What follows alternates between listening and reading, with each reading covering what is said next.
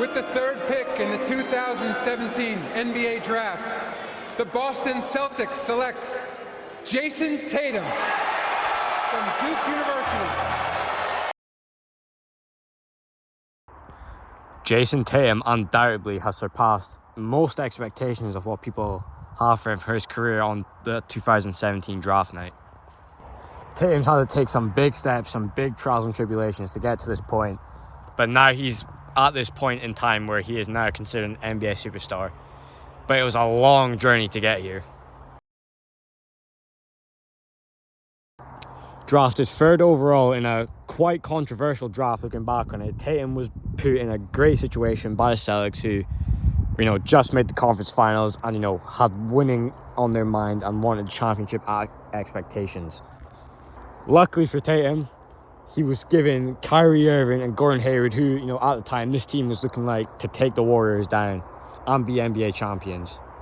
Somewhat of a slow rookie season for Tatum, as, the whole team was not exactly expecting to be winning a championship this season, as Kyrie Irving and Gordon Hayward were just too, Gordon Hayward broke his leg, and Kyrie was just in and out of the lineup with injuries. It was very unlikely, two young stars are going to lead that team. Tatum would average 13 points per game on 43% from free, which very good for his time. Obviously, not shooting as many threes as he would, but still, 43% is impressive. Also, 47% from the field. So we thought the Celtics were not going to be getting the playoffs until they completely surpassed expectations. That team coached by Brad Stevens, Marcus Smart, Tatum, Jaylen Brown. Tatum would literally up every stat apart from his 3-point percentage, obviously because he was taking more shots.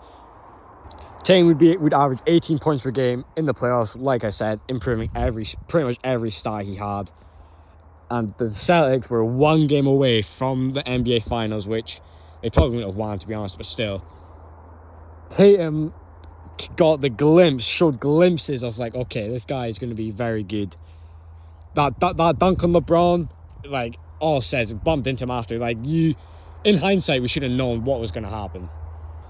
After that Game 7 loss, which, to be honest, people were saying they should have won, but it was just the greatness of LeBron, Boston goes into an off-season overachieving, you could say, and hopes were very high. The whole off-season talk was about the Celtics. Kyrie coming back, Gordon Hayward. Another year, Tatum, Jaylen Brown still developing. At that moment in time, it was looking very good for them. But obviously, we all know, in 2022, we all know what happened to that 2018-19 Celtics team. Turns out to be one of the most disappointing teams of the decade, possibly of all time. I don't know if I'd go that far, but this team was supposed to be, to stop Golden State from, three-peating, and that's just not what happened. Tatum had to face some highs and lows, some trials and tribulations for this season. The whole Kyrie drama, the whole of their expectations, not being the team that they want to be. Tatum missing game winners, clutch shots, not playing very well. I know people were calling it a bust at this moment in time. I don't think I forgot, bro. I remember a lot of people saying, Jayson Tatum is a bust, which, why are you calling a second-year player a bust? 2 years in his career, that man. Come on. It's crazy. It is crazy. Obviously, looking back now, but this was a very wild season for the Celtics and Tatum. But this should ultimately make him a much better player, and this is, to be honest, the season that he needed. Tatum would go on to average 15 points per game, 6 rebounds, and 37% from free. In a good year, you would say. But the Celtics would go on to lose to the Milwaukee Bucks after being heavily favoured, after a good series against the Indiana Pacers as well. This was a big disappointment for the Celtics, who, to be honest, it was the whole team's fault, the whole chemistry, and the whole egos colliding. It was a messy year for them, definitely, and to be honest, it was still looking high for them, as they were going to deal away Kyrie Irving, see what happens with the Gordon Hayward contract, and obviously you still have these two young players to develop. The 2019-20 season was definitely redemption for the Celtics. Their aspirations were clearly high. Tatum had clearly taken a leap, and to be honest, this season was definitely the start of, this duo of Jaylen Brown and Jayson Tatum, who most people would call the best duo in the league. This was the season that started it. The Celtics have been very good since this moment in time. Obviously, it was a season that we'll talk about, but we'll get into that later. after the departure of Kyrie Irving, it was clear that Tatum and Brown, were the two players that would lead Boston to the finals, to championship glory in due time. They were given the keys of the team, and to be honest, they took it fine off their hands. This was Tatum's, by far, his best season so far of his career, making an all-star team along with an all-NBA team. Tatum would average 23 points per game, 7 rebounds, and 40% from free. Looking back on it, these are early superstar stats. When you look at, a Hall of Fame player, one of the best players of all time, you look back at this sort of stage in their career, and the numbers are very similar. They get to the 22 mark, the 23 mark, and they're just learning the game. The first 20 plus point per game season. It was clear from that Jayson Tatum was definitely going to be special in a few years, completely diminishing all the bust talk. Like, no one was calling Jayson Tatum a bust anymore. If anything, this was the season where people were saying this guy's a future MVP, and to be honest, it's true. Obviously, this was the bubble season, in the playoffs where the bubble was at. Tatum still stepped up in, the conditions, averaging 25 points, 5 assists and 10 rebounds. And at the time, the hype for Jayson Tatum was all in. Everyone was all hyped on Jayson Tatum. He was just having the good games, being elite. Like, his all-around game was starting to kick in. It's like, wow, this guy can be one of the best two-way players in the league. Sadly for them, they would lose yet another conference finals, after making 4 of the last 3 years. Somewhat sadly against the Miami Heat, who were just on a run that year. Definitely that series could have went either way if, obviously, that Bam block on Tatum, Jayson Tatum, I think it was game 1, goes straight for the block and Bam blocks it. Who knows what would have happened if, Bam did not block that. Maybe the Celtics have made 2 finals by now. Despite, the playoff loss, Boston fans and Tatum fans were still extremely optimistic after seeing their team once again make the conference finals and their young core is as young as they are. After 2 conference finals appearances and high standings in the East for his whole career, this is undoubtedly Tatum's and the Celtics' most disappointing season by far, which, I mean, when you look at the record, obviously, the stuff that was happening at the time, it was bad, but a 36-36 record is a lot better than some all-star, players' careers. So, not the worst, but for this standard, absolutely atrocious. Despite the disappointing season, Tatum did make another jump. He made another all-star, his first all-star team, will I say. His first all-star team, while averaging 26 points, 4 assists, 7 rebounds, and 45% from the field. And when they made it to the playoffs, he would go on to average 30, solidifying himself that, okay, like, before it was real, now it's definitely real. The Celtics did look like they were playing a bit better, but obviously they played the first, the super team Nets in the first round, which is just unlucky. You're not, like, no matter how good you are, you're not winning that series, especially when when Harden, KD, and Kyrie were all playing at the same time. It was wraps. There's no way they were winning it. Despite Jayson Tatum's and Jaylen Brown's huge jumps, both making the first All-Star team and looking like a promising young duo, people were doubting the Celtics, doubting them, doubting the future of the organization. And to be honest, a lot of people were, trying to get them traded. Celtics fans were saying, trade one of them. This isn't working. Get a new coach. We need to, sort the whole starting lineup. But it was just the start for them, to be honest. New coach Ime Udoka, who came in, to replace Brad Stevens. Despite this hire and the off-season additions they made, and also the development of their young players, Boston was not talked about at all. It was really the Nets, the Lakers, the Warriors, the Clippers, the Sixers, which is kind of ridiculous looking back on it. The Heat, obviously.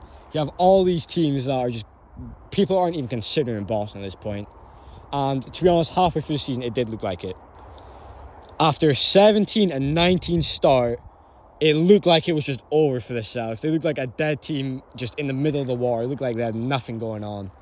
And a lot of people were anticipating, kind of a blow-up of this team. At this moment in time, it looked like they were just going to make the playoffs, disappoint, boom. What's next? We just signed Tatum and Brown to contract extensions. We can't really go in the rebuilding, but, should we keep these star players? But a legendary tweet from Jaylen Brown, the energy is about to shift, and then the Celtics just took off. After finishing 17 and 19, they would go on to win 51 and 31 on the season, second in the East, joint second, with like 3 other teams. But despite his major comeback, it was only going to get better. Tatum averaged 27 after, leading Boston out of that huge slump.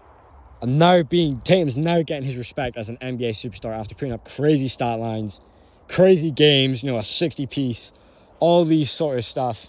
Tatum just absolutely lighting up the league, showing up he's up next.